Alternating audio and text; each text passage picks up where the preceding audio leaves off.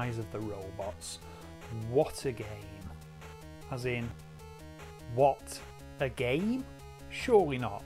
Now, as most of you who are watching this video will undoubtedly already be aware, Rise of the Robots is what one may call shit.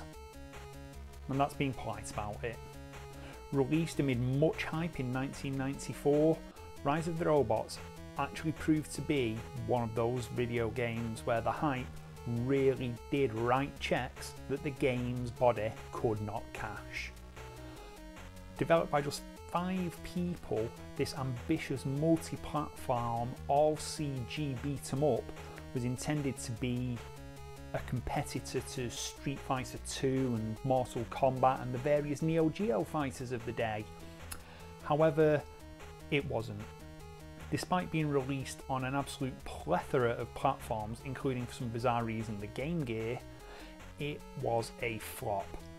And there are plenty of reasons why, which I shall go into in a moment. But yeah, Rise of the Robots. Why? God, why?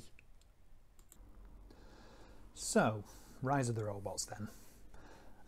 First up, as you'll see here, I'm booting up the 3DO version of the game, which was one of the more advanced variants. If we're going to be completely honest, in terms of how shit they are, they're all much of a muchness. Now, this particular version here, the 3DO version, as you can see, has some nice CG animations going on in the introduction. You can even choose which music you want. It says Brian May. There's only actually 2 Brian May tracks in it, otherwise you just get the generic music for the game. Now, as I said, I just have to say at this point, this is quite pretty CG for the time, quite well done. But anyway, Rise of the Robots, massively hyped before it came out. Literally every games magazine was talking about it. There were features in Mean Machines, in CVG, the One Amiga, Commodore format, PC format, you name it, it was covering Rise of the Robots, and the hype was immense. This was intended to be a Street Fighter killer. It wasn't, obviously.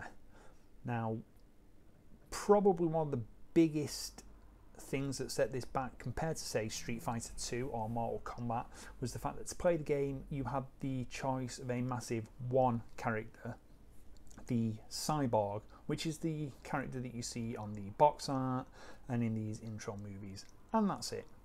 You are the Cyborg with his limited moveset, fighting a bunch of other robots to save the world or some nonsense like that. But anyway, yeah, one character, one play style, not what people who played one-on-one beat-em-ups were after at the time. You know, Street Fighter 2 provided you with 8 characters in its base version, each with a slightly different fighting style. Mortal Kombat was the same. I think theirs was 7 or 8 characters with different fighting styles. Here you've got one, with one very boring fighting style. It's well known that if you just hold upright and keep spamming the kick button, you should breeze through most of the fights relatively easily. And of course that totally destroys one of the big hype points before the game came out, because something that kept getting mentioned in all the interviews and articles and features about the game was how amazingly advanced the game's AI was, as in if you kept spamming one particular move the game would learn and make it much more difficult for you. Well, it didn't. Now, I'm not going to pretend I'm brilliant at this game, even though there is the press and hold upright and spam the kick button technique. I'm still absolutely shit at it, but I'm shit at all one-on-one fighting games. They're just a type of game that I just cannot wrap my head around, get a grip on and work with. Now, we're actually finally getting some gameplay here. There's a lot, and I mean a lot, of CG on the CD-ROM versions of this game. This one, the CD32, and the PC CD-ROM version. But, you know, like I said, it is quite nice, but we're about to get to the truly painful part of the game now, which is the gameplay. Now, everything up to this point, if you've not read any reviews, everything up to this point would have you thinking, hey, this is pretty good. You know, these cutscenes are really well done. It all looked really dynamic and futuristic and state of the art, because in 1994 this was state of the art for video games in terms of the graphics. You know, most of the other CG stuff that was around at the time was Donkey Kong Country. You know, it looked okay, but it didn't look like it was out of a film, whereas this almost did. But here we go with your NRG meters. Now, as you can see, spamming the kick. Oh no, it's blocked. Spam the kick. Crouch down, spam the kick. It all looks a bit off. The animation is okay, but it just doesn't look good. You know, you can see where it jumps from different animation cycles. It doesn't have that smoothness that, say, a Street Fighter 2 had. But you know, I said it looks good. The problem is, it's boring as hell. This is it. I'm not having to do any kind of special moves here.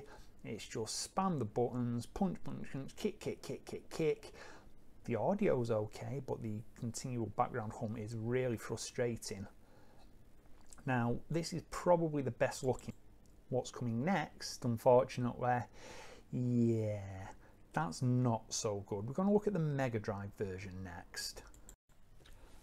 So, onto the Sega Mega Drive. Now, obviously, the Mega Drive was the second least powerful machine that this particular game was released on, because, you know, the Game Gear, obviously.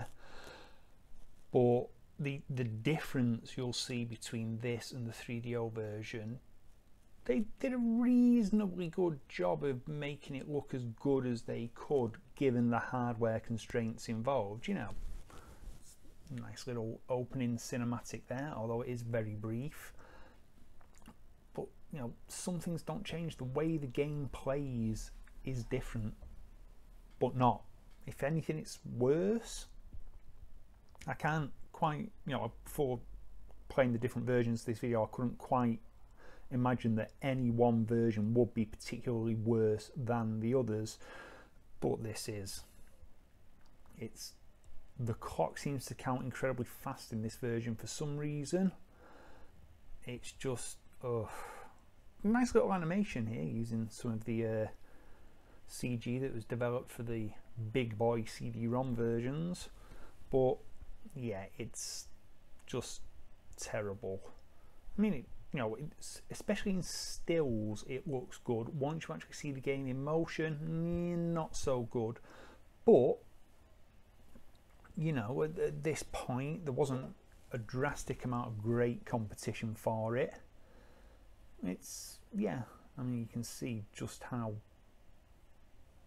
slightly differently it plays just by looking at it. I mean, the animation's still nice, but yeah, the computer-controlled fighter is a little more intelligent in this version. It took me a little while to find my range, as it were, with this one.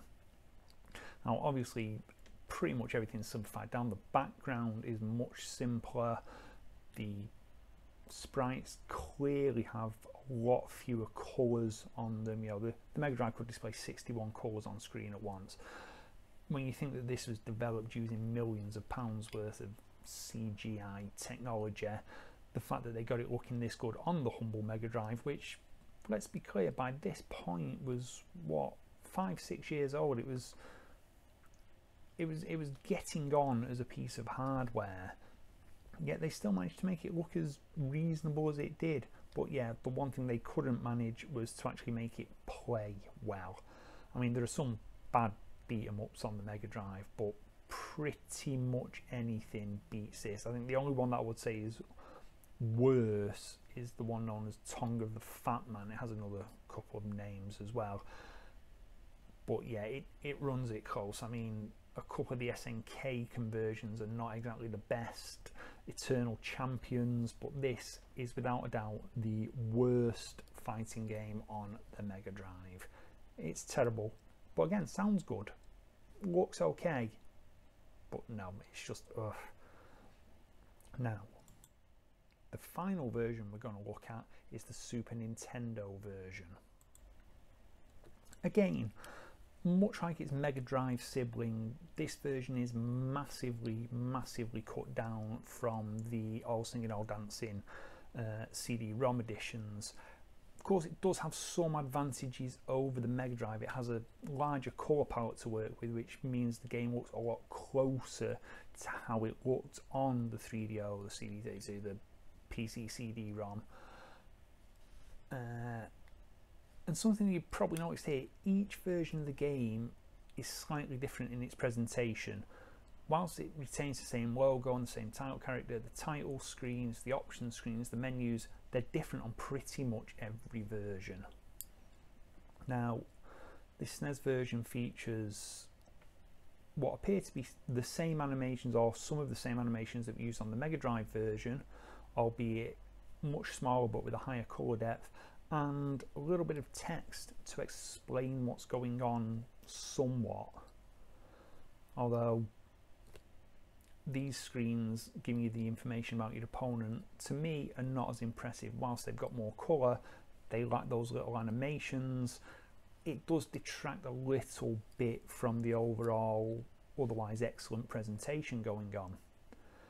And you get a little video here just ready, which is seemingly copied directly from the CD-ROM versions, albeit in a much smaller size and with a lower frame rate.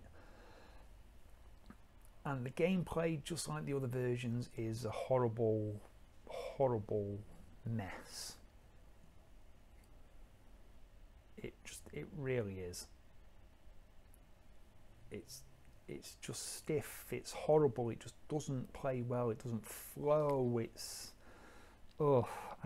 words cannot explain how much I detest this game on any format. I played these three. I was going to play the Amiga version and the Game Gear version just for the sake of completion, but at the end of the day I just thought, nope, there's only so much shit somebody can deal with, and this is enough. Now, Rise of the Robots, as I said way back at the start of the video, was massively hyped. This was going to be the big game of sort of the Christmas period from 1994 into 1995. You know, Acclaim and Time Warner put a huge amount of marketing behind it. Like I said, you saw it was in magazines.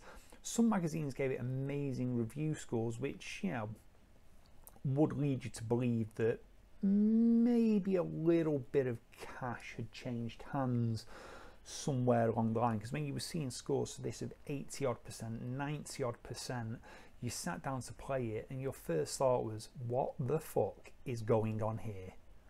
Somebody has paid somebody to say that this is a good game. The more accurate reviewers were honest about it. It's janky, it's rubbish. But the truly scary part for me about this is somehow it did well enough to warrant a sequel 2 years later, Rise to Resurrection. Now, no surprises for guessing, that was also a great big steaming pile of horseshit. If this game was the drizzling shits, that game was a big pile of horseshit sat behind it. It really was. But I mean, this is what happens, I think, when a game is hyped so much. Had Rise of the Robots not been as mega hyped as it was, it may have fared a little bit better, because we were led to believe this was going to be a Street Fighter 2 beta, and in the end it barely matches up to, say, Body Blows on the Amiga. Well, that's it. That's all I'm going to say. Rise of the Robots, absolutely terrible. Do not torture yourself like I did and play the damn thing. It's just not worth it.